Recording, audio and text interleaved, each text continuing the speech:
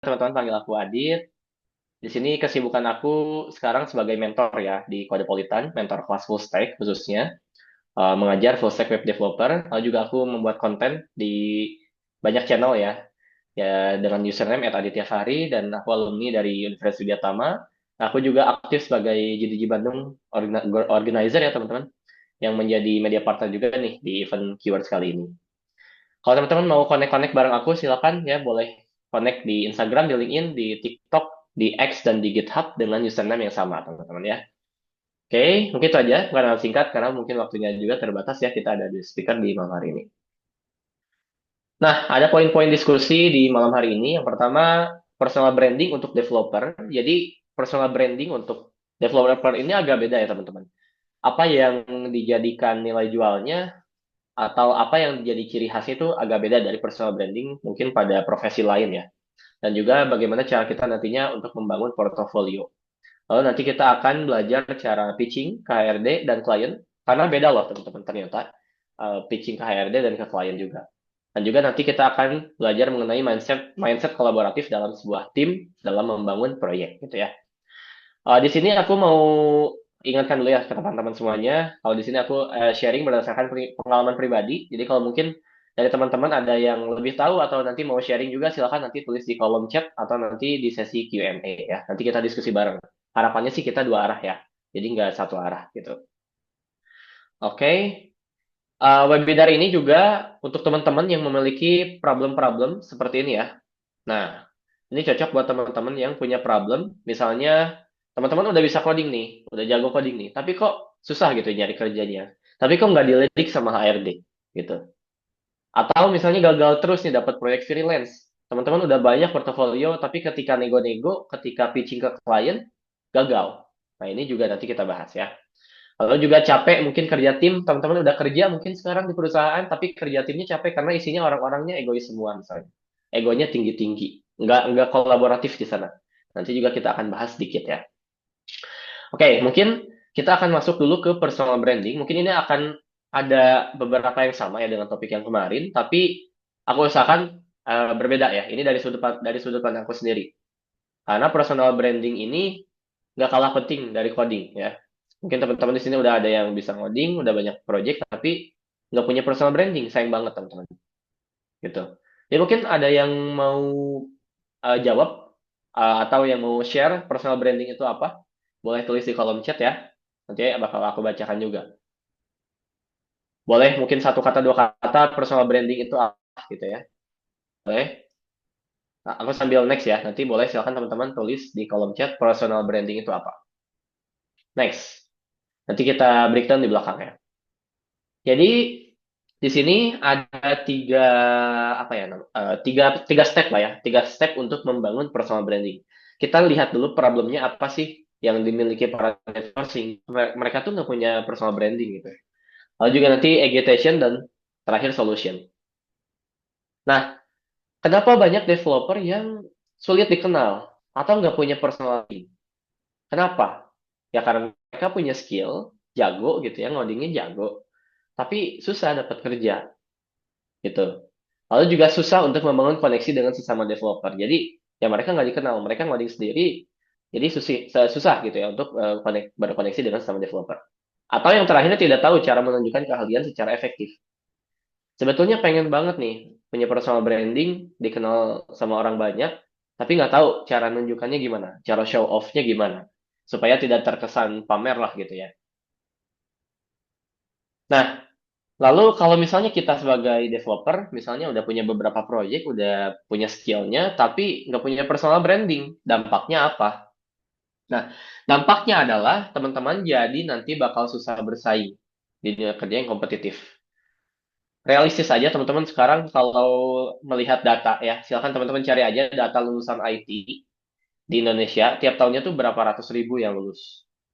Jadi saingannya tuh memang ketat dan lowongan tidak sebanyak itu gitu. Jadi antara lowongan dan lulusan itu tidak sebanding. Makanya kalau misalnya teman-teman tidak punya keunikan, tidak punya personal brand, akan sedikit sulit gitu ya menurut saya pribadi untuk lebih menonjol di antara banyaknya orang gitu. Lalu juga misalnya teman-teman punya potensi besar nih, jago tapi kurang dipercaya.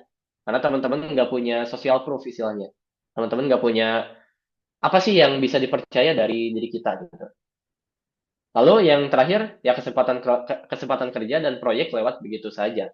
Karena kita istilahnya nggak punya apa ya, nggak punya kepercayaan gitu. Jadi orang tuh ketika ngelihat kita tuh ya udah biasa aja, nggak ada rasa percaya gitu. Nah, jadi ibaratnya kalau teman-teman udah jago, misalnya jago React.js, jago Laravel, pokoknya jago coding aja. Ibaratnya seperti ini teman-teman. Nah, teman-teman tuh hanyalah satu dari sekian banyak kandidat gitu. Jadi misalnya teman-teman ngaku nih, wah gue jago React.js. Temen lihat di luar sana, nggak cuma teman-teman doang yang jago React.js tuh banyak banget gitu. Contoh sederhana, mungkin teman-teman ada yang ikut ke event Google kemarin ya, Google I/O Extended Bandung mungkin teman-teman kemarin hadir. Kalau teman-teman ngerasa jago, ketika hadir di sana, ada 200 orang yang di sana hadir, dan 200 orang itu skillnya sama kayak teman-teman. Ngerasa jago nggak kalau kayak gitu? Harusnya sih kalau aku sendiri nggak. Jadinya, ternyata sama aja, gue nggak jago ternyata gitu. Karena semua orang punya skill yang sama. Padahal kalau teman-teman punya personal branding, teman-teman bisa jadi menonjol di antara sekian banyak orang. Di antara sekian banyak gitu. Jadi ya zaman sekarang programmer itu nggak cuma ngoding ya. Jadi harus bisa membangun personal branding. Nah, jadi apa sih personal branding? Jadi personal branding itu adalah bagaimana orang lain melihat kita, apa yang ada di pikiran dan apa yang mereka katakan tentang kita. Lalu apa yang mereka rasakan.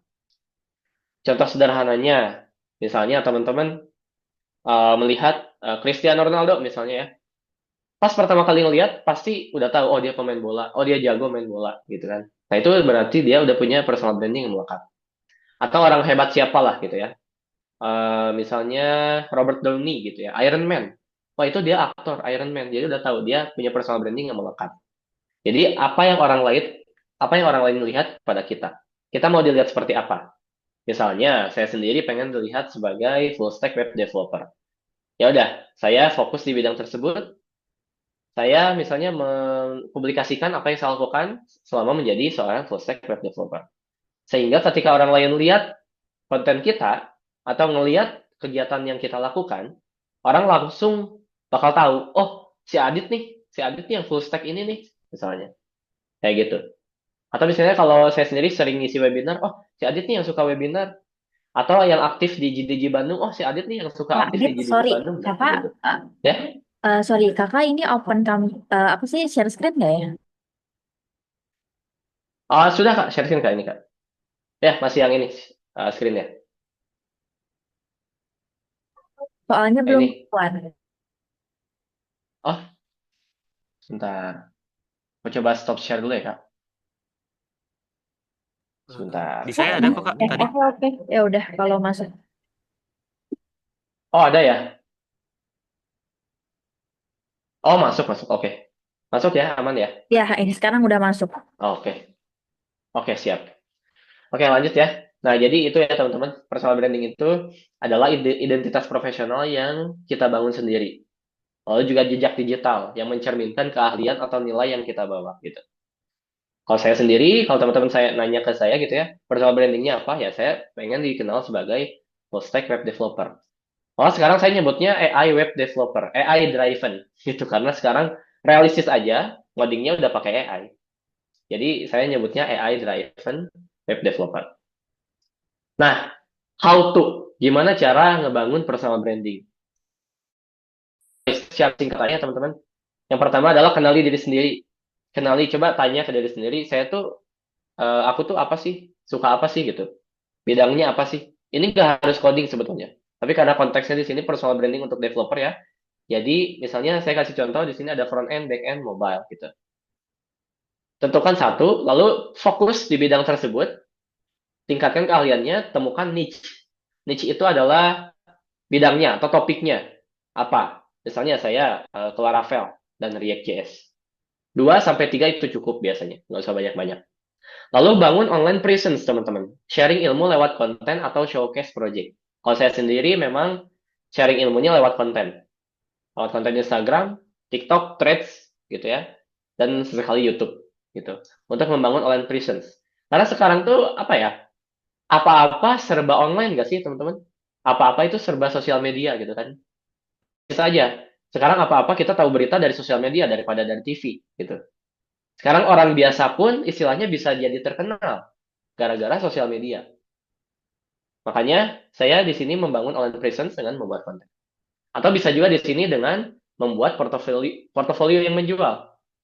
Saya teman-teman punya banyak project nih, ya udah bikin website portofolio, upload ke GitHub, upload ke LinkedIn, di-share di LinkedIn. Lalu juga bisa dengan cara ikutan networking dengan komunitas. Ikut di JDG Bandung misalnya. Ikut eventnya, connect lah di sana ngobrol dengan developer lain, belajar dari orang lain.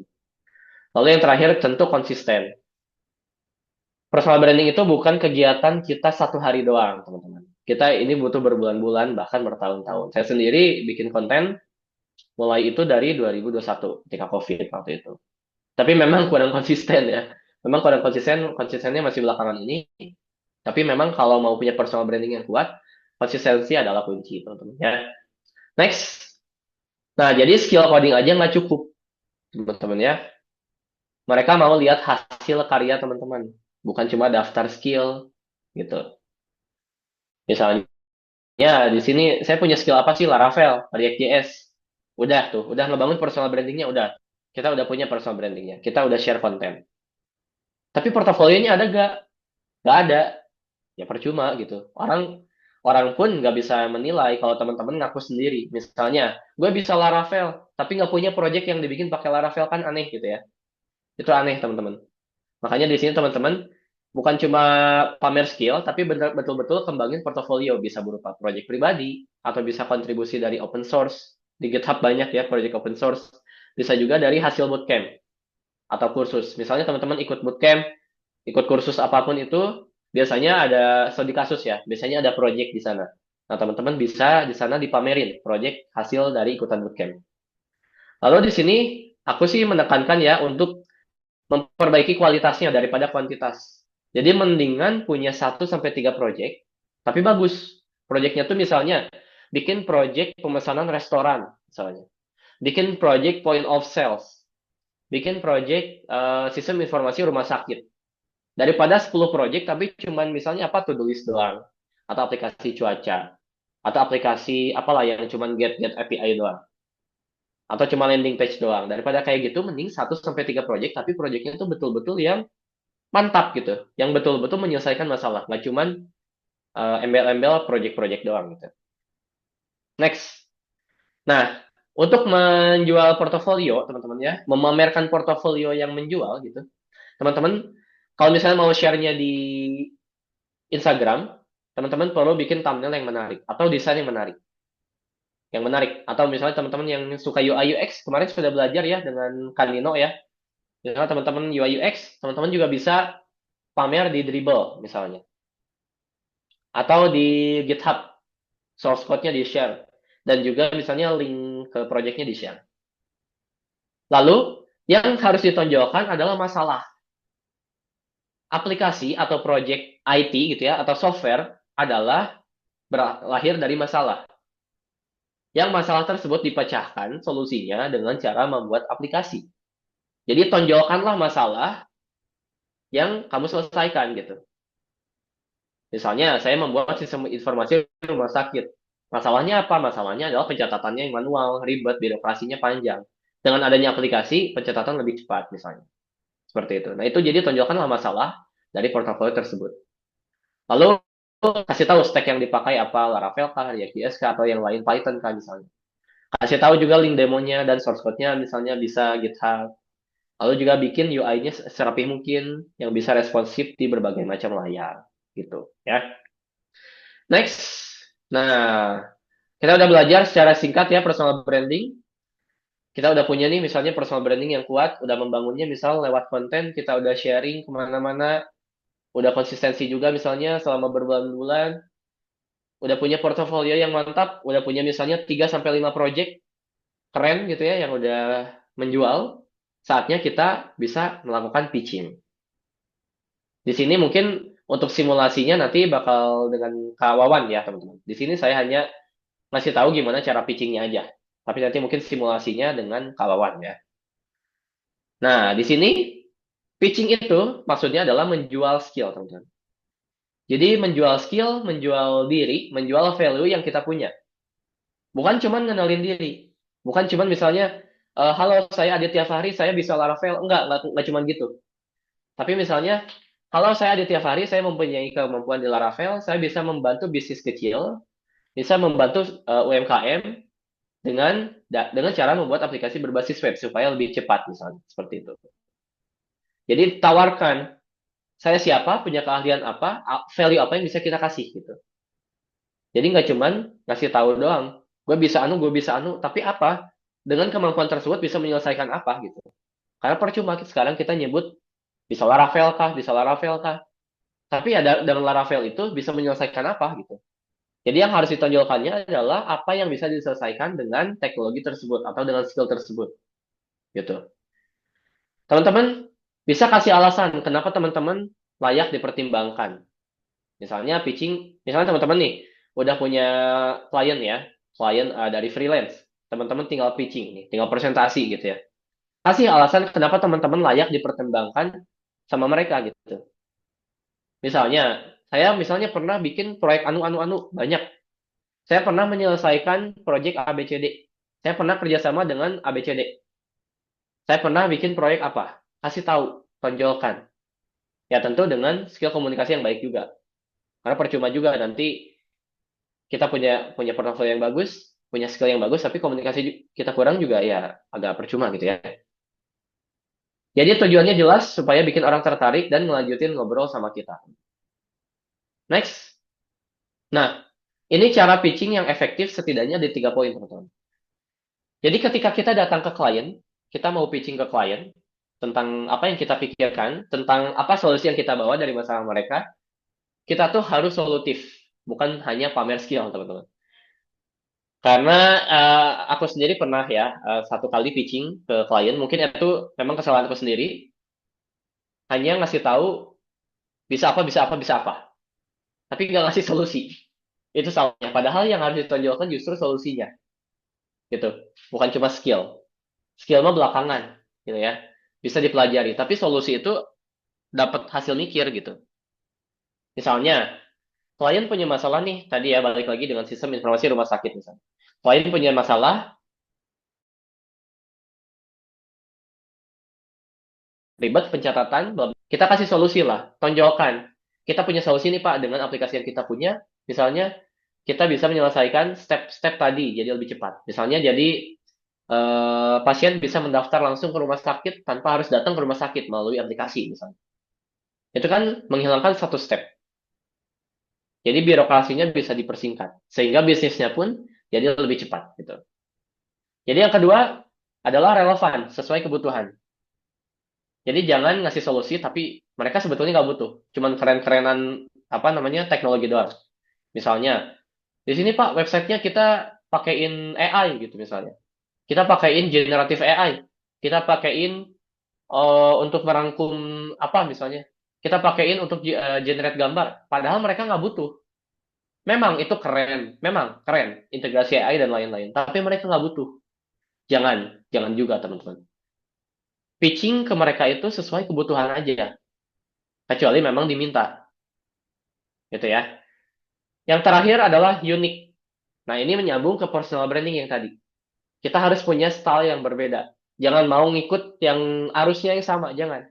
Kita punya style yang berbeda. Misalnya setiap kita ketemu klien kita rapi, pakai jas, pakai kaos misalnya atau pakai kemeja, pakai sepatu.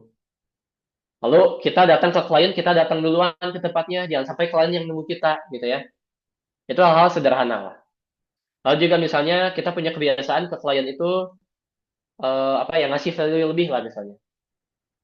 Ketika klien ngasih 2 fitur, kita nambahin 1 misalnya. Pokoknya kita tuh coba unik gitu, punya style yang berbeda, nggak generik, nggak copy paste gitu, nggak cuma ngikut-ngikut dari orang lain, gitu ya. Itu kunci pitching yang efektif. Nah, ini teman-teman saya kasih contoh sedikit ya, cara pitching yang minimal. Ini minimal banget ya, minimal banget, yang paling sederhana ketika teman-teman mau memperkenalkan diri ke hadapan klien. Apalagi ini klien luar negeri misalnya ya, teman-teman punya project dari luar. Nah, silakan teman-teman jelasin identitas teman-teman, siapa kita gitu ya. Lalu spesialisasinya apa? Kalau bisa dalam satu kalimat. Misalnya, dan juga tadi ya value lupa. Misalnya, saya Aditya Fehryansyah, saya ahli dalam bidang Laravel misalnya. Saya ada pengalaman 5 tahun di Laravel dan juga saya bisa menyelesaikan masalah. Masalahnya apa sebutin? Masalahnya apa dalam satu kalimat. Nah, ini nyambung ke yang kedua. Lanjut, masalah yang bisa kamu bantu apa? Kasih gambaran problem yang bisa kamu bantu tangani. Misalnya kita udah dapet nih briefnya ya dari klien nih. Oh, udah tahu nih briefnya. Oh, oke, problemnya ini. Di breakdown lah. Oh, ini Pak, dari problem yang Bapak punya, kita bisa bantu tangani A, B, C, D, E, F, G. Langsung di breakdown. Kalau bisa sih jangan nunggu ditanya. Jangan nunggu ditanya, tapi kita langsung jelasin, langsung hajar. Tunjukkan rasa excited kita gitu ya. Tunjukkan rasa, apa namanya, inisiatif kita gitu. Tunjukkan inisiatif kita kalau kita tuh antusias menyelesaikan masalah yang klien hadapi. Lalu kasih tahu kenapa kita cocok buat mengerjakan proyek ini. Nah, ini buat apa namanya nge-share validasi diri dari pengalaman, porto, dan skill. Kenapa kita cocok? Ya, karena kita sudah misalnya punya pengalaman Laravel 5 tahun. Kita punya portofolio 5 project misalnya. Kita pernah kerjasama dengan company-company besar. Nah, itu adalah social proof ya namanya. Itu ngasih tahu alasan kenapa kita harus dipilih, kenapa kita cocok buat mengerjakan proyek yang klien kasih. Lalu yang terakhir, call to action. Call to action ini tutup dengan ajakan yang nggak maksa tapi pemancing, teman-teman. Nanti saya kasih contoh di belakang ya, setelah ini. Nah, nah ini contohnya, teman-teman. Misal teman-teman udah oke nih, ini contoh sederhana aja ya, sebetulnya masih bisa di breakdown lagi. Kalau saya Aditya Fahri, saya seorang full stack developer dengan pengalaman 5 tahun misalnya. Saya bisa bantu UMKM bikin sistem kasir berbasis web biar bisa kalau transaksi lebih rapi tanpa pakai Excel lagi. Salah satu proyek yang sudah saya kembangkan dipakai di 3 toko offline. Itu kan udah termasuk ke social proof. Kenapa mereka harus milih kita? Nah, kalau kakak butuh solusi yang serupa, kakak butuh proyek yang serupa, boleh saya sharingkan contoh sistemnya. Nah, ini yang terakhir adalah call to action. Jadi nggak cuman kita ngasih tahu kita siapa, skillnya apa, kenapa harus pilih kita, portofolio kita apa, tapi kita kasih call to action. Biar mereka tuh, oh iya ya, boleh deh gitu kan. Biar mereka tuh nggak putus obrolannya. Kalau misalnya kita sampai toko offline aja di sini, pasti putus tuh obrolan, bingung pasti. Tapi kalau misalnya kita tambahin ini, kalau kamu butuh solusi yang serupa, boleh banget nih saya kirimkan contoh sistemnya. Nah, pasti klien pun kan kayak, oh iya boleh silakan. Nah, kayak gitu kan. Nanti muncullah rasa penasaran yang bikin peluang kita diterima untuk mengerjakan proyek tersebut lebih besar. Jadi harus ada call to action-nya. Nah, di sini kita udah semua ya. Terkait personal branding udah oke. Kita udah tahu cara pitching-nya. Nah, ini cara pitching ke HRD dan ke klien. Ini berdasarkan pengalaman saya pribadi ya. Ini kalau misalnya kita ke HRD, kita mau ngelamar kerja, kita di bagian interview misalnya, interview dengan HRD gitu. Kasih tahu kita tuh bukan cuma bisa coding, teman-teman.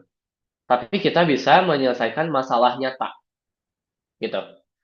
Kita bisa menyelesaikan apa yang dihadapi oleh perusahaan tersebut. Misalnya, saya bisa apa namanya menyelesaikan masalah dengan yang tadi aplikasi kasir. Atau misalnya saya bisa membangun sistem absensi berbasis QR code yang dipakai dengan 300 lebih user misalnya. Sistem tersebut dapat mengurangi kesalahan reka presensi sampai 90%. Kalau bisa sih kasih angkanya kalau ada. Gitu. Jadi kasih apa yang bisa kita selesaikan. Lalu juga growth mindset. HRD juga suka orang yang mau belajar dan adaptif ya, bukan cuma yang ngerasa udah paling pintar. Jangan menunjukkan ketika pitching itu teman-teman merasa udah paling jago, jangan. Jangan juga. Meskipun tadi di awal mungkin agak pamer-pamer skill, tapi jangan merasa kayak, ya saya bisa nih, saya bisa. Jangan gitu juga. Tapi, oh iya Pak, saya mungkin ngaku aja, kalau misalnya belum bisa, ngaku aja. Saya mungkin belum terlalu mahir Pak dengan Python, tapi saya yakin bisa berusaha untuk mempelajarinya ketika saya sudah bekerja di perusahaan ini, misalnya. Jadi adaptif dan juga mau belajar, tunjukkan rasa rasa percaya diri itu. Nah, yang terakhir adalah evidence based. Harus didukung dengan bukti nyata, konkret. Teman-teman pernah kerjain apa proyeknya? Tunjukkanlah. Angka-angkanya misalnya berapa persen, tunjukkan dari perusahaan sebelumnya atau dari proyek yang freelancer sebelumnya. Hasil kerjanya apa? Gitu ya. Ini yang kesalahan yang sering terjadi teman-teman yang mungkin yang saya tahu ya di luaran sana ketika orang interview kerja biasanya bilangnya kayak gini. Halo, saya Aditya Fahri, saya lulusan informatika yang punya semangat tinggi, saya siap bekerja di bawah tekanan. Udah cukup biasanya seperti itu. Itu template banget biasanya. Itu terlalu umum. Itu nggak ada bukti apapun, nggak menunjukkan solusi. Tapi yang bagus itu yang tadi, kasih tahu skill kita apa, pernah bikin apa, dipakai oleh siapa. Kalau bisa ada datanya berapa, dan menyelesaikan masalah apa. Seperti itu. Oke, kita percepat ya teman-teman. Lalu di sini ada pitching ke klien. Nah, kalau ke klien bedanya adalah value driven. Kalau ke HRD di sini problem solving ya. Kita ngasih tahu kita bisa coding. Tapi kalau ke pitching nggak cuma sekedar bisa coding, tapi menyelesaikan masalahnya, masalah yang dihadapi klien. Balik lagi. Lalu di sini juga kita perlu ngejelasin terkait timeline dan estimasi. Misalnya, oh kira-kira proyek yang Bapak kasih ini bisa selesai dalam waktu 4 bulan, misalnya. Estimasi harganya juga tentuin sekalian. Misalnya proyek ini bisa 20 juta nih Pak, misalnya. Harus jelas. Jangan dikira-kira. Jangan asal nentuin juga tapi gitu. Tapi jangan asal nentuin, tapi harus jelas. Oh iya Pak, sekian sekian sekian. Dan kalau bisa ada sumbernya. Saya menentukan harga 20 juta ini karena pertimbangan ini Pak, A B C D E F G. Jangan asal juga gitu.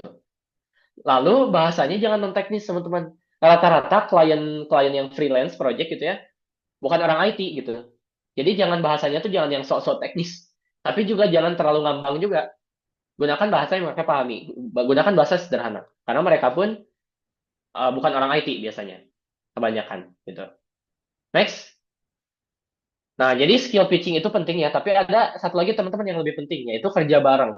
Karena di dunia kerja, ketika kita masuk perusahaan dan ketika kita mengerjakan proyek freelance, pasti kita bakal berkolaborasi dengan orang lain. Mungkin kalau untuk freelance ada pengecualian ya. Ada juga freelance yang bisa mengerjakan proyeknya sendiri. Tapi kalau kita udah masuk dunia kerja, kita pasti kolaborasi dengan orang lain. Nggak mungkin kita front end sendiri, nggak mungkin. Pasti nanti ada UI UX, ada back end, ada DevOps, ada QA, ada tester dan lain-lain. Nah makanya di sini kita perlu menanamkan yang namanya mindset mindset kolaboratif developer.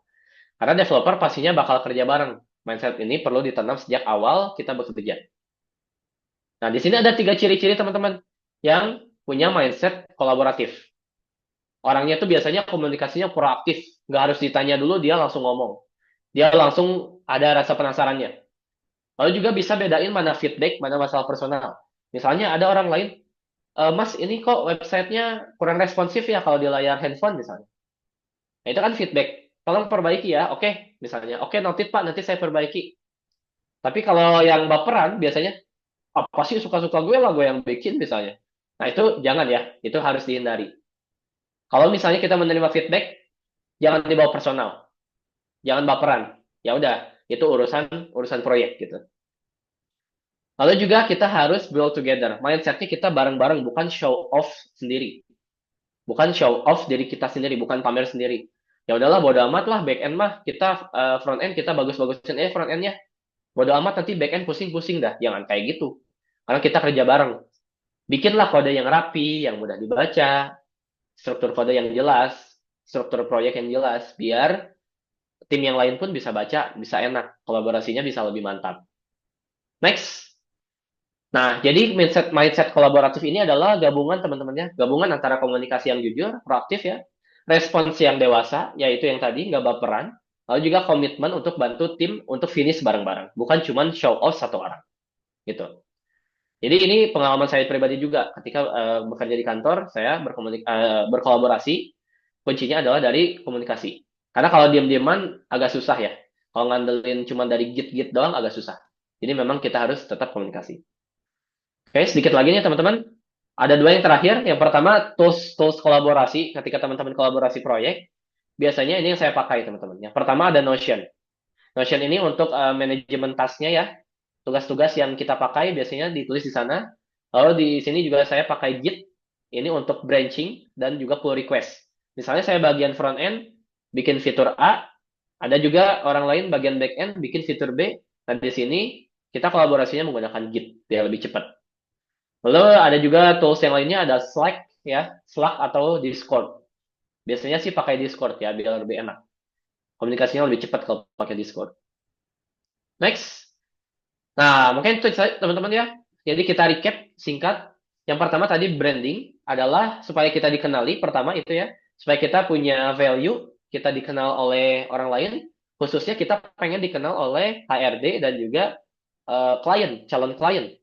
Lalu yang kedua yaitu pitching, supaya kita dipercaya. Gimana nih supaya klien kita tuh yakin kepada kita dengan cara pitching yang baik yang tadi kita udah bahas. Lalu yang ketiga adalah kolaborasi. Kolaborasi ini adalah merasa dilibatkan. Kalau kita udah kerja bareng tim, kita harus menanamkan mindset kolaborasi. Jangan kerja sendiri-sendiri. Sebetulnya kita nggak perlu paling jago ya, tapi kalau kita bisa dipercaya dan enak diajak kerja bareng, kita bakal cari terus. Ini yang saya rasakan teman-teman. Jujur saja teman-temannya kalau misalnya dibandingin sama orang lain, masih jauh lah skill yang saya punya, tapi saya merasa bisa diajak nih komunikasi bareng orang lain. Makanya kita bisa dicari terus gitu teman-teman ya. Mungkin itu aja teman-teman untuk malam hari ini. Terima kasih banyak. Silakan feel free to get in touch dengan aku di Instagram, LinkedIn, Twitter, GitHub, dan sosial media lainnya dengan username @adityasari.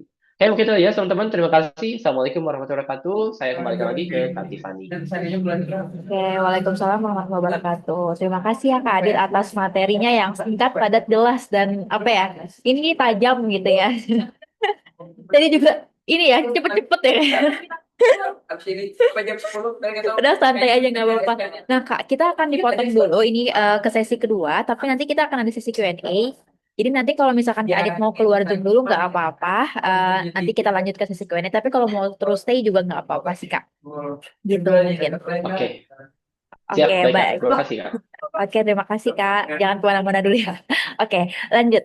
Kita sekarang akan ke sesi dua nih teman-teman dari speaker kita. Yang kedua ini namanya Kawawan nih teman-teman. Jadi Kawawan ini juga udah punya pengalaman banyak nih di web developer, terutama di bidang freelance ya teman-teman. Jadi Kawawan ini juga pernah beberapa kali mendapatkan klien itu dari akun-akun freelance. Nanti bisa langsung kenalan dan juga belajar juga nih dari Kawawan. Kepada Kawawan, kalau udah ready ya Kak ya. Silakan, waktu dan layar saya persilakan.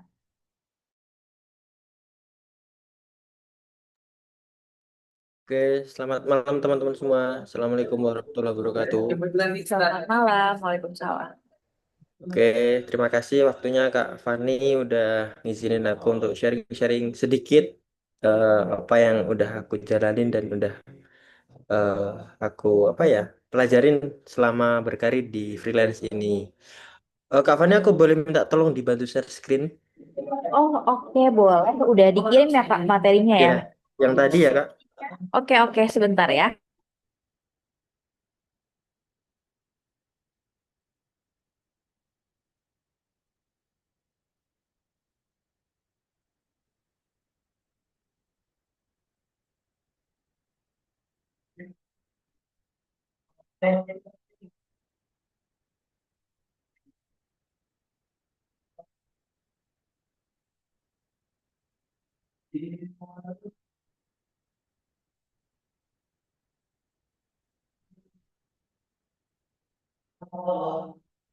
Sudah muncul belum ya Kak?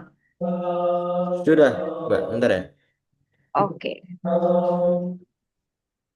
Oke, malam teman-teman, sedikit mau sharing, ada beberapa poin garis besarnya. Yang pertama, gimana caranya kita bikin profil akun freelance di platform biar menarik dan meyakinkan. Kemudian pembahasan yang kedua, itu gimana tips-tips untuk bikin penawaran dan cara menentukan harganya, harga dari jasa kita. Kemudian yang ketiga, eh, terkait mengelola proyek, revisi dan gimana cara komunikasi dengan klien. Oke, kita langsung masuk di poin yang pertama, Kak, yang membuat profil freelance yang menarik dan meyakinkan. Nah, kenapa sih profil di akun di akun platform ya, platform freelance ya. Teman-teman ada beberapa yang mungkin aku tahu yang udah pernah aku pecah telur di Fastwork, pernah beberapa kali, 3 kali atau 4 ya. Ya, sekitar segitu. Itu platform yang Indonesia. Tapi kalau untuk yang luar negeri kayak Upwork, Fiverr, terus remote book apa ya lagi? Ada banyak sih beberapa. Aku juga gak terlalu ngulik itu, belum terlalu ngulik. Yang udah aku jalanin yang pakai akun platform freelance Fastwork itu yang dari Vietnam atau Thailand ya. Tapi dia punya kantor di Indonesia. Oke, Indonesia ada gitu.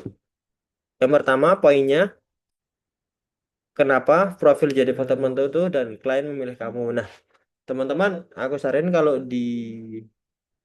bikin akun di Fastwork, yang pertama aku boleh ini kayak Kak, nanti sambil ngasih contoh akunku ya. Nanti aja tapi. Oke, kemudian perbandingan profil biasa dan profil yang optimal. Nah, gimana? Apa bedanya ini?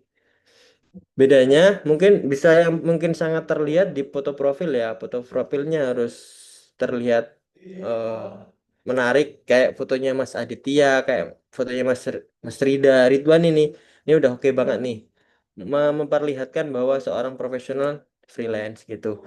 Kemudian harus jelas juga jasa yang ditawarkan dan bagus lagi lebih spesifik jasanya. Gitu. Kemudian komponen penting dalam profil Fastbox Kak, coba di drop down ya. Eh, yang pertama, nah ini ya salah satu faktor ya. Yang pertama foto profil profesional, wajahnya jelas, terlihat formal, ya semi-semi formal lah, tapi terlihat meyakinkan gitu bahwa memang profesional freelance gitu. Kemudian judul layanan atau layanan yang dijual. Nah, itu langsung aja ke gunakan value based headline atau misal langsung ke spesifik landing page WordPress.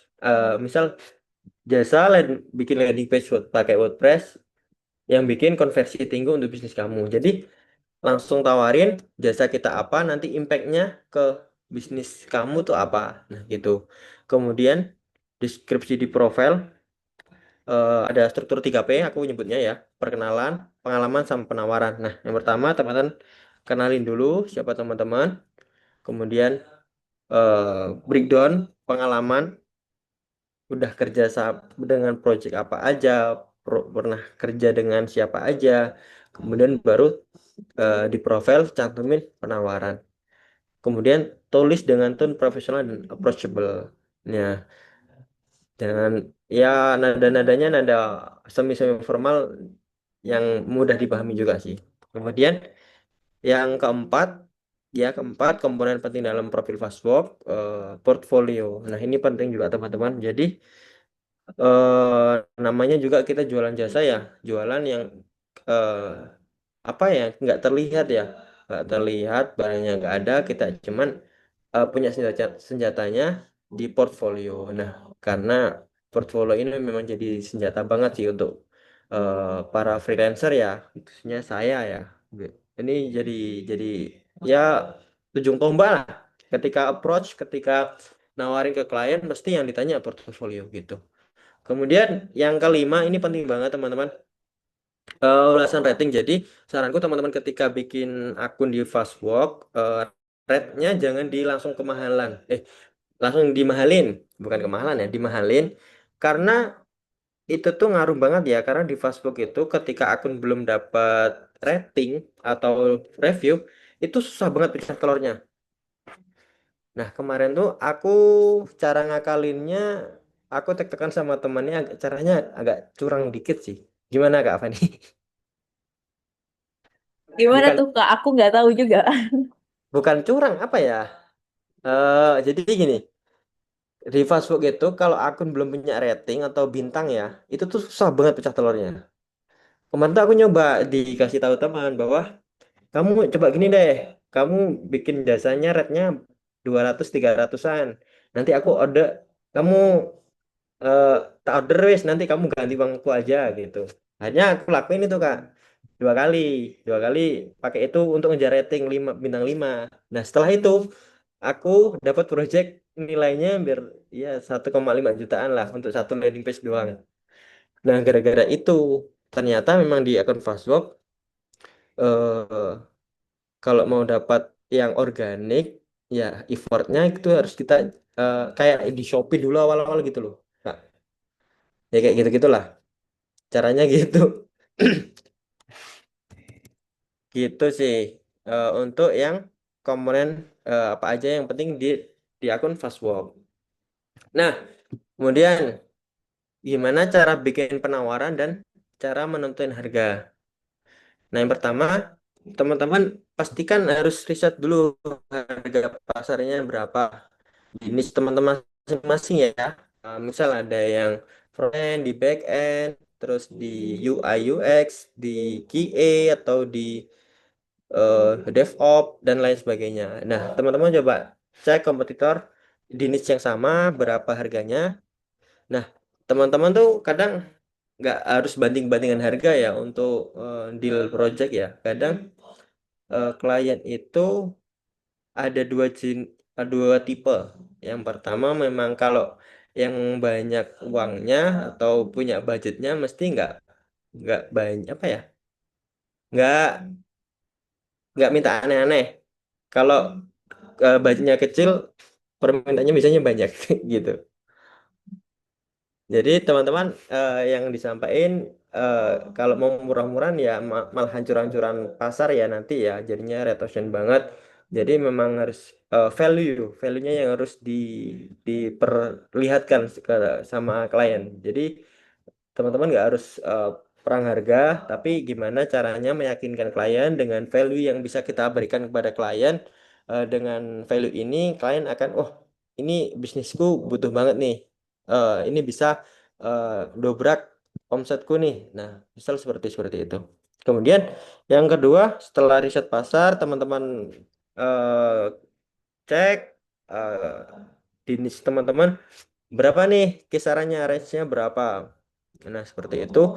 Nanti teman-teman bisa tuh milih mau masuk di range yang berapa. Nah, nanti disesuaikan dengan value yang akan teman-teman berikan kepada si klien. Kemudian yang kedua, menulis penawaran proposal yang meyakinkan. Mungkin bisa dibantu ya, Kak.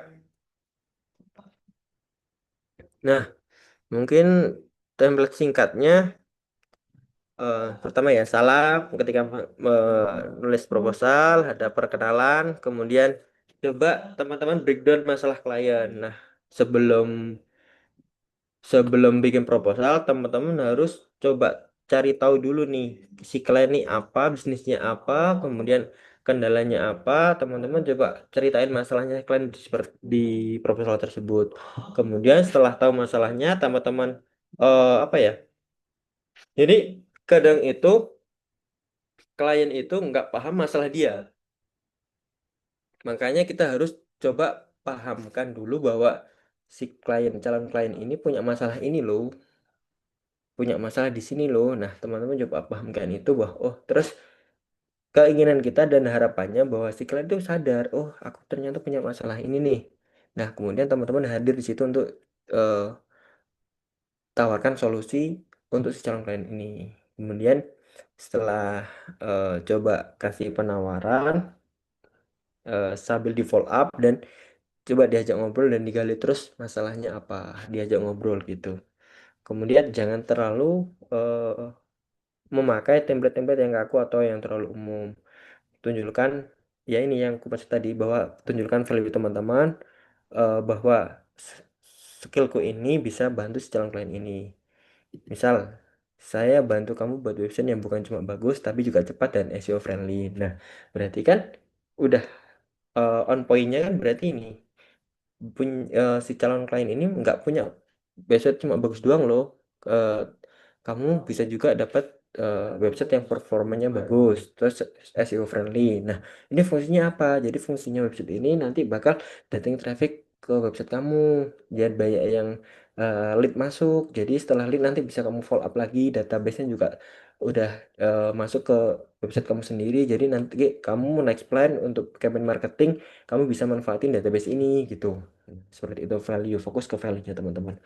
Kemudian untuk selanjutnya strategi penurunan harga. Nah, modelnya itu ada beberapa ya. Kalau di Fastwork setahuku itu modelnya fixed price. Fixed price atau fixed rate ya. Ya sama aja lah. Nah, itu tuh jadi kita tuh dibayar sesuai dengan gig gig apa ya namanya ya? Kalau setahu namanya kayak gig gitulah. Intinya katalog kita dari paket-paketnya gitu loh. Jadi misal kita taruh harga 1 juta, 4 juta sampai yang paling tinggi misal 10 juta. Nah, itu harganya segitu. Belum nanti kena potongan juga di Fastfox. Fastfox potongannya juga lumayan gede juga. Nah, gitu. Atau kalau yang per jam itu di Upwork, di platform Upwork itu bayarannya bisa fixed rate sama hour per jam gitu. Kemudian gunakan Anchor pricing dan bonus untuk meningkatkan nilai. Nah, teman-teman bisa kasih bonus-bonus tuh nanti di katalognya dikasih bonus. Misal eh, free free maintenance selama berapa bulan, terus dapat bonus-bonus apa lagi. Nah, itu bisa teman-teman masukkan di situ.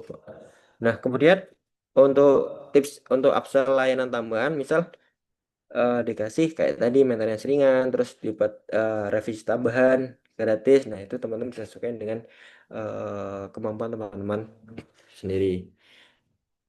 Terus yang ketiga, pembahasan ketiga, gimana caranya mengelola proyek revisi dan komunikasi.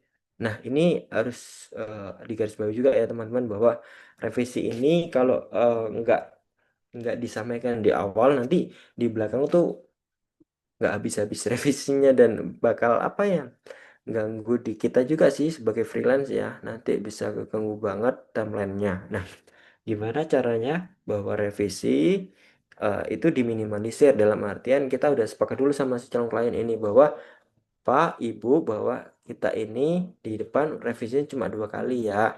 Jadi jika nanti di belakang ketika pengerjaan atau setelah selesai project, sebelum selesai project, Bapak Ibu minta revisi lagi, maka nanti akan kena charge tambahan atau add apa ya, ya tambahan charge gitu.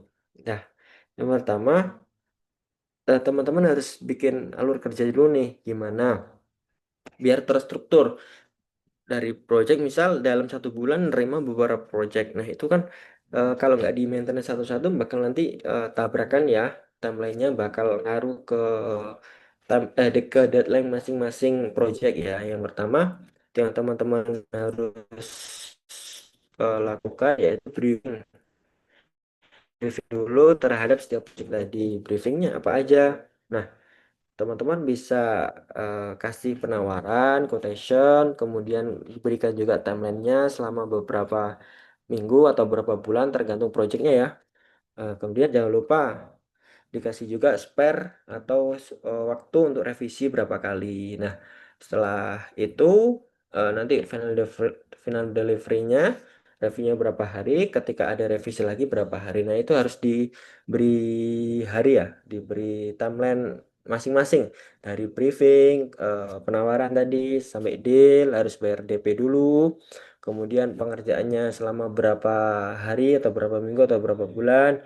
Nah, setelah itu pengerjaan selesai, baru diberikan waktu khusus untuk si klien ini review kerjaan kita, dan kita harus beri waktu juga untuk revisi. Kemudian setelah revisi selesai, kita baru ke delivery. Nah, delivery ini biasanya harus, bukan harus ya, tapi baiknya dari kita freelance juga berikan panduan kepada klien cara untuk penggunaan, misal eh, penggunaan maintenance websitenya gimana, cara tambah tambah kontennya gimana. Nah, yang dasar-dasar lah, intinya klien bisa mengoperasikan websitenya. Itu aku ngambil contoh freelance website ya. Oke, teman-teman juga bisa pakai tools misal Trello, Google Docs kan, ya Canva boleh untuk bikin proposalnya. Nah, teman-teman tinggal pilih aja nanti pakainya, bisa pakai Google Sheet juga bisa, Trello juga bisa, Notion juga bisa, terserah. Intinya teman-teman bisa timelinein project itu biar tidak saling bertabrakan. Kemudian komunikasi yang jelas dan profesional. Nah, kadang eh, oke, jadi freelance itu kita harus selalu update terkait terkait update project yang sedang kita kerjakan sampai mana. Nah, kenapa ini penting banget? Karena ya kalau nggak dikomunikasikan, ya gimana kalian bisa tahu update-nya? Dan kita nanti dapat pandangan jelek juga kalau nggak ngasih kabar si klien. Padahal kita sudah mengerjakan. Jadi memang harus disampaikan progresnya. Mungkin bisa harian, daily report atau weekly report lah, terserah, tergantung kesepakatan. Kemudian hindari juga miskomunikasi dengan dokumentasi singkat tiap perubahan. Jadi teman-teman bagusnya ya komunikasi dengan lengkap ya, update-nya Pak, Pak, Ibu, hari ini aku udah ngerjain tas ini. Alhamdulillah udah selesai semua. Nah, besok tinggal ngerjain tas ini. Atau yang weekly report bahwa Bapak, Ibu, izin melaporkan bahwa seminggu ini saya telah mengerjakan bla bla bla bla bla. Mengerjakan semua tas yang udah disusun di awal sesuai timeline tadi. Nah, ketika sudah nanti ada respon dari si klien, baru kita lanjut ke tas berikutnya. Kemudian yang ketiga, mengelola revisi. Nah, teman-teman yang udah aku kasih tahu tadi bahwa di briefing atau di proposal penawaran, teman-teman harus membatasi nih revisinya berapa kali, 2, 3, atau 4 atau 5 terserah. Intinya di depan udah disepakati bahwa revisi hanya 3 kali. Kemudian cara handle revisi berlebihan tanpa konflik. Nah, saranku teman-teman di awal juga harus bikin SPK atau surat perjanjian kerja. Di situ jadi jelaskan scope of work dari kita, tanggung jawab, hak dan kewajiban dari pihak pertama klien, pihak kedua kita, itu jelaskan di situ. Kemudian kalau teman-teman udah keseringan dapat apa dapat pertanyaan revisi, bisa bikin template balasan terkait revisi tambahan. Nanti teman-teman bilang bahwa mohon maaf Bapak Ibu bahwa kami tidak bisa menerima revisi Bapak Ibu karena ini sudah di luar dari scope of work perjanjian kita. Nanti Bapak ketika menginginkan fitur ini atau tambahan ini, silakan Bapak menambah fee untuk project ini, misal gitu. Kemudian yang terakhir Kak, bangun loyalitas dengan klien. Nah, setelah proyek selesai, jangan jangan langsung tinggalin gitu aja. Bagusnya misal si klien ini ada bikin story, aku biasanya ngelakuin gitu. Ada story, aku balas. Ya kita kayak temen ngobrol aja gitu. Terus ditanyain gimana websitenya masih jalan nggak? Atau ada kendala? Boleh nih cerita-cerita kalau masih banyak kendala. Kemudian setelah klien puas, jangan lupa untuk minta testimoni biar apa social proof kita naik karena kita udah bantu si klien ini capai tujuannya misal untuk bikin website, nah gitu. Kemudian follow up-nya lagi atau next biar si klien ini repeat order, kita kasih penawaran misal Bapak Ibu, eh, saya nih mau ada promo bikin website dengan promo bla bla bla bla bla, khusus Bapak Ibu yang sudah pernah kerja bareng sama saya, Bapak Ibu mendapatkan potongan sebesar 30% misal gitu. Oke, dari aku gitu dulu sih Kak, kayaknya udah cukup ya. Oke, baik. Terima kasih nih kawan materinya ya Kak. Ini juga cukup singkat ya Kak ya. Tapi aplikatif banget nih. Tinggal dilakuin sama teman-teman semua di sini ya. Oke, nah sekarang kita akan ke sesi Q&A.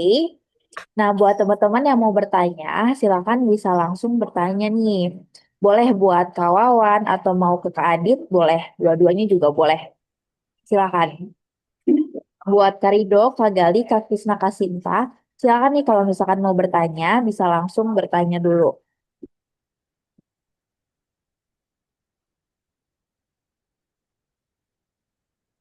Oke, kayaknya di sini harus semuanya bertanya ya, atau memberikan feedback ya tentang materi hari ini nih. Boleh nih, mungkin dari yang udah join duluan, Kak Rido dulu. Saya senang nih kalau aku menyimak. Iya, Kak Gali. Aku senang nih kalau nanya sama Karido. Silakan Karido. Kenapa gitu emangnya? Ya nggak apa-apa. Rajin joinnya dari awal sampai akhir dan jadi yang peserta pertama mulu. Boleh Karido kalau mau ada Oke, yang ditanyakan. paling mau nanya tentang ini ya ke kawan tadi ya, tentang bagaimana cara apa, bersaing di platform freelance gitu ya. Eh, Kalau yang tadi itu apa namanya Kak? Fast work gitu, Mm-mm, fast work. fast work ya. Mm-mm. Itu punya luar atau apa ya gitu? Fast work itu punya siapa ya, Mas? Kalau punya siapa aku kayak kurang paham. Oh kurang paham, oke.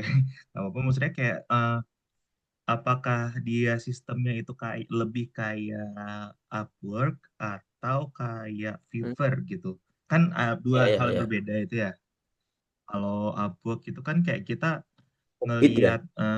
apa istilahnya kayak ya Hmm, kayak kolam kolam ikan gitu di hmm, mana ikan-ikan itu ya kita hmm, yang mancing gitu. Nah, kalau Fiverr itu kan lebih kayak kita yang ya bahasa kasarnya menjual diri sendiri begitu ya. hmm, hmm. Itu kalau yang fast work itu lebih ke yang mana? Kayaknya lebih ke kayak Fiverr deh, karena kita tuh Fiverr. kayak nggak ngebid satu project terus misal ada kalau di Upwork itu kan misal ada offer project gitu kan, si freelance Hmm. ini bakal ini kan, apply proposal kan, satu Iya, kalau projectnya di apply Upwork ya proposal gitu. 1 sampai berapa kan. Nah kalau di Heeh. Facebook ini kayak kita tuh kayak buka lapak gitu aja sih, kita buka katalog, jasa ini nanti, eh, mungkin Facebook itu punya SEO sendiri ya. Jadi nanti kayak dia munculin rekomendasi dari akun-akun yang ya apa ya, jasa-jasa yang relevan sama yang kata kunci yang dia cari. Oke. Heeh. Nah, gini sebenarnya Kak. Jadi kayak kalau untuk yang mirip Fiverr itu kan tadi mungkin kalau kawan bilang kayak pertama kali kita memang belum ada ratingnya ataupun Hmm, belum ada proyek yang hmm, tembus gitu, belum hmm, ketelor, bisa dibantu dengan kayak sama teman nanti hmm, saling order satu sama lain gitu ya. Nah, ini sebenarnya pengen nanya apakah ada concern tersendiri gitu ya dengan hal seperti itu karena ini saya sendiri sebenarnya waktu itu sempat pakai apa ya, freelance Upwork. Nah, hmm. Upwork itu ada kebijakan tersendiri terkait hal-hal kayak gitu Kak gitu. Misalkan kayak kita kalau nggak ketahuan selama nggak ketahuan ya nggak akan kenapa-napa ya. Ya Tapi sih, ya. kalau ketahuan itu sangat berat sih Atau, ininya heeh. konsekuensinya gitu kalau di Upwork gitu sampai di terminate gitu akunnya. Nah, kalau di Fastwork ataupun di Fiverr mungkin itu gimana Kak? Atau mungkin ada kayak solusi yang lain mungkin gitu.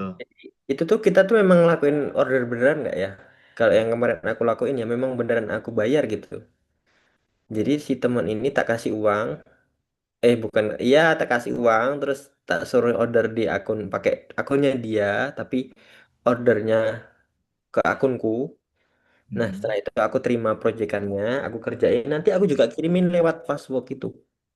Jadi memang bener-bener kita tuh transaksi real, uang yang dikirim ke Fastwork, nanti setelah itu ditarik terus dibalikin lagi uangnya ke saya karena memang untuk naikin Oh, rate itu dulu. Nah, aku belum iya. tahu nih karena aku udah lama nggak update di Fastbook, jadi memang fokusnya kemarin cuma nyoba-nyoba gimana sih aku platform Fastbook ini beneran bisa nggak ya. Cuma nyoba-nyoba terus ditawarin sama teman itu, teman udah main lama di situ kan, terus dikasih Mm-mm. tahu bahwa Mas, kamu kalau mau pecah telur di Fastbook kamu harus rating, di akunmu harus ada ratingnya dulu, kalau nggak susah banget bakal tenggelam kalah sama yang udah ratingnya banyak gitu. Itu bakal tenggelam kan kita kalau jasanya sama. Nah, kita belum masih anak baru nih. Nah, udah tinggalan nah pastinya sama yang udah lama-lama kan. Ada gap di situ kan. Iya, berarti memang apa ya? Jadi kayak bohongan orderan tapi dia kerjain beneran. Uangnya jadinya juga sebagian ada buat fast worknya ya. Ya, jadi tetap ada potong cashbox-nya, kerjanya juga dikirimin. Nanti dari situ bisa rating. Nah, dapat rating itu yang bisa naikin trust kan. Oke, oke. Oke, semoga menjawab ya Kak Rido. Apakah ada follow up questions lagi Kak? Atau mungkin dari Kak Adit mau Enggak sih, menambahkan sudah boleh. terjawab sih Nah, harusnya. oke, oke. Dari Kak Adit mau menambahkan atau lanjut dulu Kak? Mungkin lanjut dulu Kak, Oke, oke. boleh. Boleh nih, tadi Kak Rido udah, aku pengen dengar pertanyaan dari Kak Krisna dulu. Kak Krisna boleh nih mau nanya apa aja boleh atau mau memberikan pengalaman juga boleh nih Kak Krisna. Halo Kak Krisna, bisa open mic nggak nih Kak?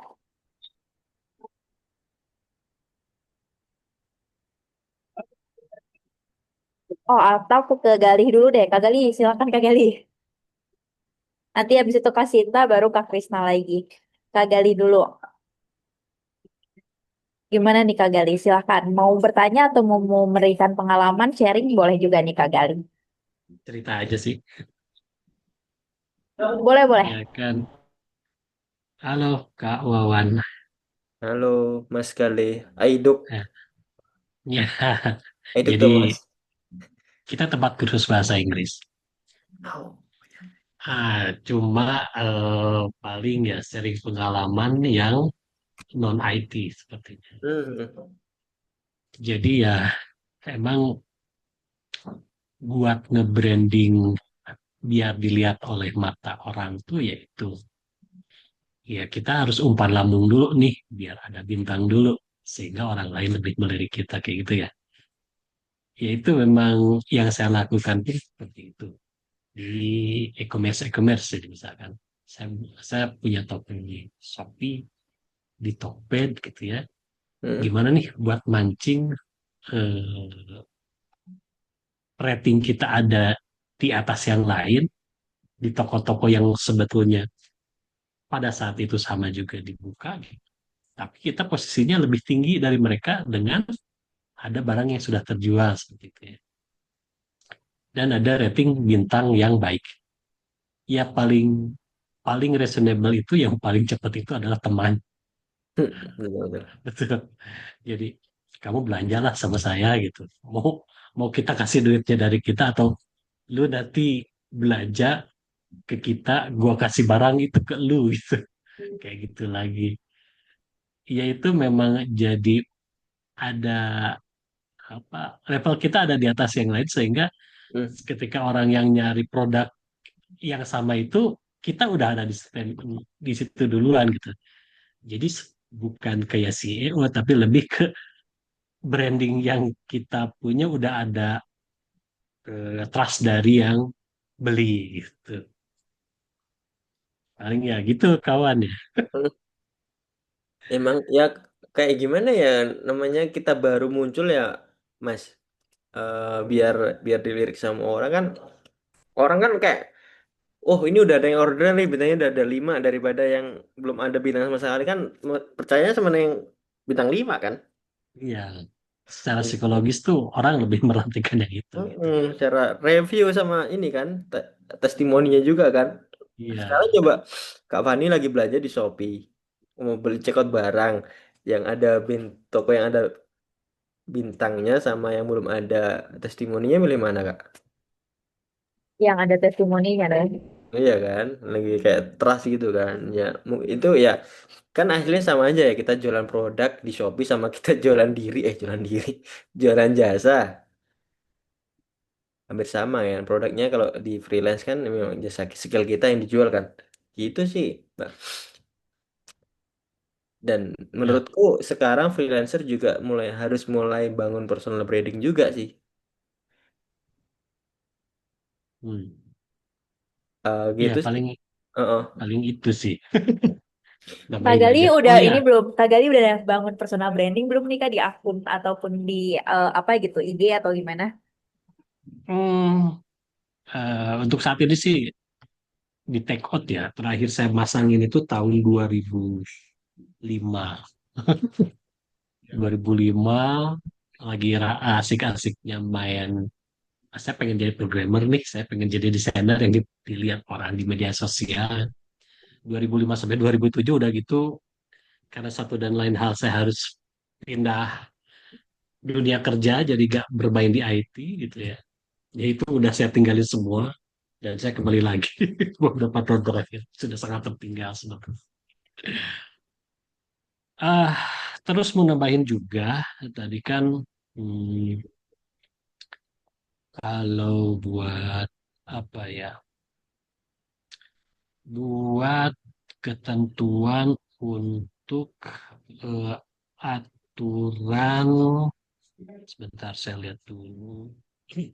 Bentar ya, bentar aja. Em, aturan untuk ini komunikasi dengan si klien ya, pitching. Hmm. Nah ini kan, hmm, kita menawarkan produk ke klien. Kalau misalkan, oh oke, kalau misalkan ada revisi, revisinya sekian kali. Kemudian kalau misalkan ada additional ya pastinya nambah ke budget, ke budget, gitu. Dan yang kalau saya bilangnya sih bukan SPK ya, karena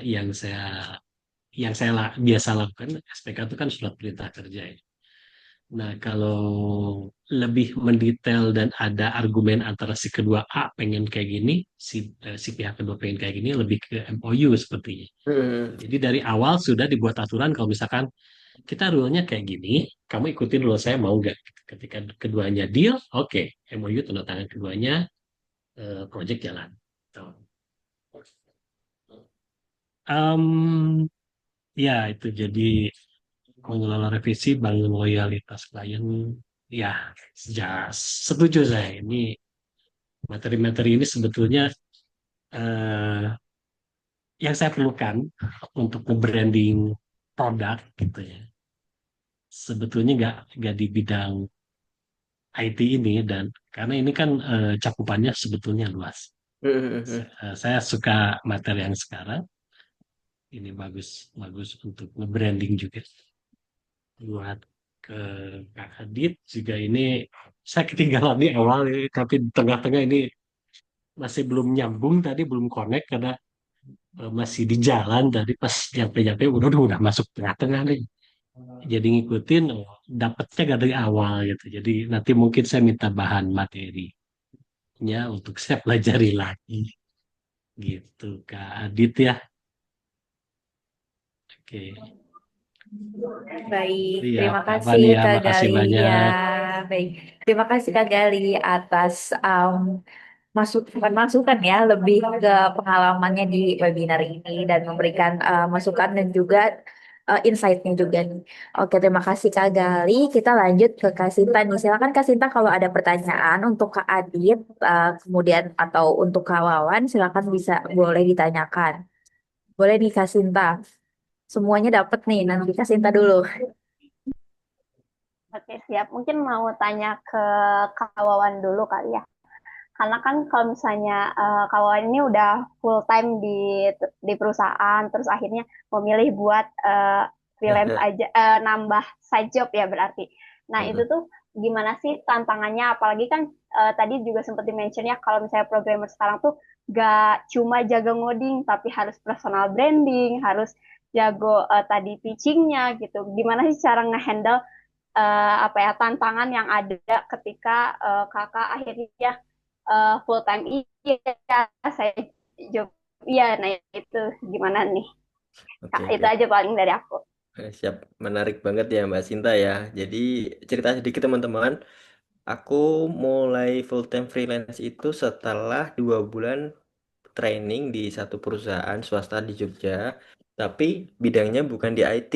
Dulu aku di content creator perusahaan kontraktor, konstruksi bangunan gitu lah, bikin rumah, villa di Jogja gitu kan. Eh, Teman-teman mungkin tahu ya UMR di Jogja tuh berapa? Bisa tebak? Kak Fani berapa Kak Fani? Jogja itu berapa ya? Di bawah 4 nggak ya? Kayaknya. Jauh banget, di Oh, jauh 2,5 apa? ya 2,2 lah dulu. Oke, oke, oke. Rendah juga ya. Ih, tragis banget kalau di Jogja mah. 2000 ya aku mulai karir 2023 itu kerja full time jam 8 sampai jam 4 repeat selama 2 bulan. Terus aku tuh kayak mikir aku kayak gini tuh bakal stuck banget sih karena memang lingkungan kerjanya nggak support banget. Jadi dari situ aku coba ajuin ke atasanku untuk aku ajuin resign. Nah, uniknya lagi sebelum resign itu aku tuh dapat tawaran sama temanku yang satu kantor ini. Mas Wawan, kamu kan lulusan kampus IT nih, jurusanmu kan IT dulunya. Iya Mas, gimana? Ini kebetulan perusahaan kita tuh lagi butuh website Mas. Mas Wan bisa bantu kerjain nggak? Oh bisa bisa bisa.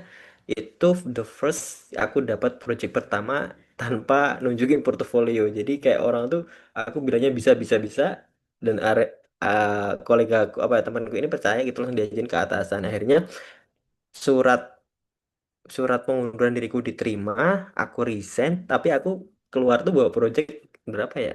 Dapat 3 project lah dulu bikin web company profile gitu dapat 9 jutaan. Nah, dari situ aku berani untuk full time. Berapa? Berarti 2023 hampir akhir itu full time freelance sampai 2000 sampai sekarang. Gitu, Mbak. Jadi aku kayak freelance ini malah full time gue bukan set hustle lagi ya, jadi full time malah sekarang. Kemarin juga sempat kerja juga di provider hosting gitu selama 3 bulan, tapi qadarullah aku di layoff. Jadi sekarang full time lagi di freelance. Nah, kalau pertanyaan Kak Sinta tadi gimana? Apa kayak ngatur waktunya ya atau gimana ya tadi Mbak Sinta ya? Iya, betul, Kak. Untuk time manajemennya kalau waktu full time eh, ya after office bisa ngerjain projectnya sih. Kemudian selain ngasah hard skill, aku juga belajar terkait personal branding, konten, terus pitching, komunikasi sama klien, terus gimana biar kita tuh dipercaya, tanggung jawab. Nah, memang ternyata skupnya jadi freelance tuh A sampai Z ya, teman-teman, mulai nyiapin proposal sendiri, handle projectnya sendiri, ngerjain projectnya sendiri, meeting sendiri, dokumentasi apa lu gada deh dari awal end to end dari A sampai Z semua sendiri. Jadi ya harus benar-benar step by stepnya memang di apa ya pengen aja bikinin term atau pattern gitu aja sih. Jadi biar ketika udah kerjaan ini bisa dipakai untuk selanjutnya selanjutnya selanjutnya. Jadi lebih memangkas waktu gitu sih Mbak Sinta ya. Oke, Kak. Thank you. Sama-sama. Oke, Kak Sinta ada pertanyaan lagi nggak nih? Untuk Kak Adit mungkin? Oke, mungkin kalau buat Kak Adit, aku sebenarnya pengen tanya, karena kan tadi membahas personal branding sama terkait pitching juga ya. Nah, kalau misalnya personal branding itu kan ada orang yang susah mulainya nih, walaupun kayak pertanyaannya gimana sih cara memulai, ya mulai aja dulu. Kadang actionnya tuh susah nih, gimana sih cara Kak Adit pertama kali akhirnya ngepostingnya konsisten, terus nyari ide-idenya. Tadi nemuin niche-nya juga kan kalau programmer banyak ya skupnya ada A B C D akhirnya nemuin titik oh niche-nya AI aja akhirnya kan berubah. Nah itu gimana sih prosesnya, mungkin itu sih Kak. Oke, oke. Paham. Oke, terima kasih buat pertanyaannya ya, Kak Sinta. Menarik.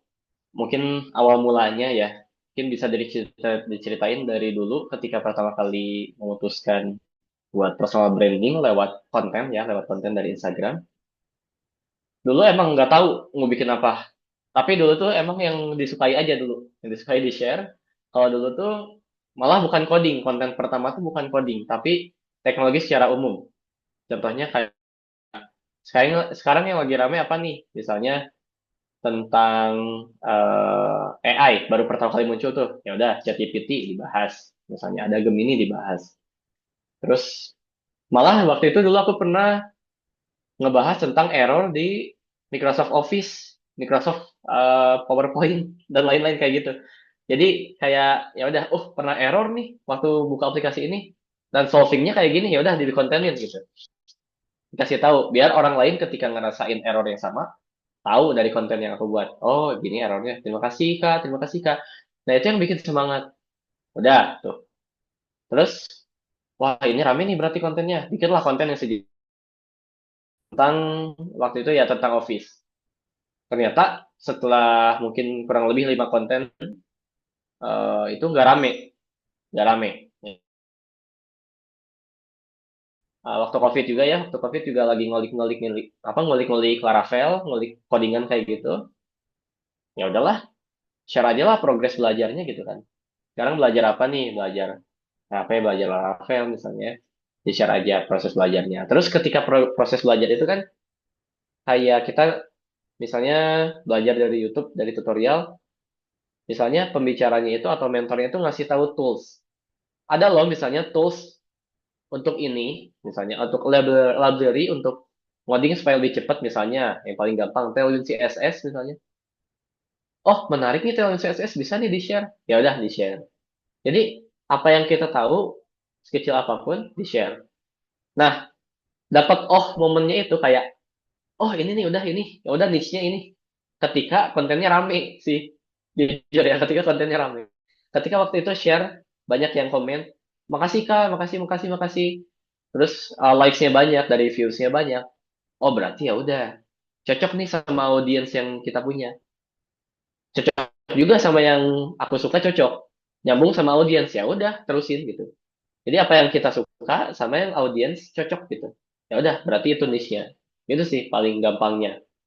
Dan kalau misalnya emang masih ragu buat gimana ya, pengen sih bikin tapi ragu, tapi takut. Ya udah bikin dulu aja. Yang penting bikin dulu aja dan gak usah musingin komentar-komentar orang orang lain. Tapi biasanya caranya yang aku saranin ke teman-teman juga ya, ke teman-teman dekat gitu kalau mau bikin konten, coba pertama bikin reels pakai muka sampai jangan dulu di-upload. Video dulu, video kita ngomong di depan kamera, biasain dulu buat ngomong di depan kamera. Sederhana misalnya kita ngapain aja hari ini. Oh, kita hari ini tadi kerja, tadi pulang, tadi makan apa ceritain. Besok harinya tontonlah video itu. Tonton ulang-ulang sampai kita udah gak ngerasa jijik. Gitu biasanya sih. Karena kita biasanya kayak, iya apaan sih gitu kan.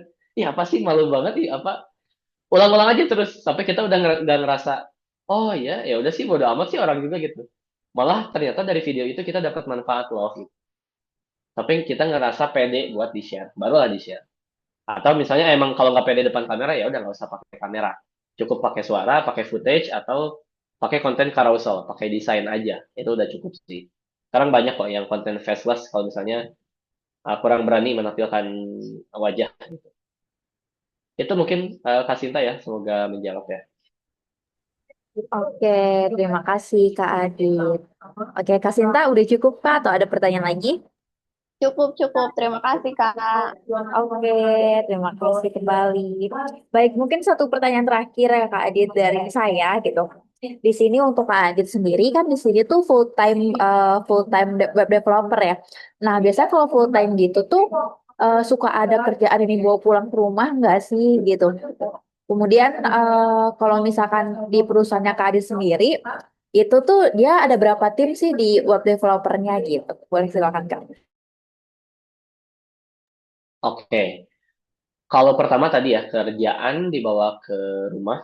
Kalau sekarang kan kebetulan aku ngekos, dibawa ke kosan gitu. Itu jujur nggak ada ya. Alhamdulillahnya nggak ada karena alhamdulillahnya kantornya juga apa ya, malah sebetulnya nggak boleh gitu, nggak boleh bawa kerjaan ke luar kantor, nggak boleh, alhamdulillahnya.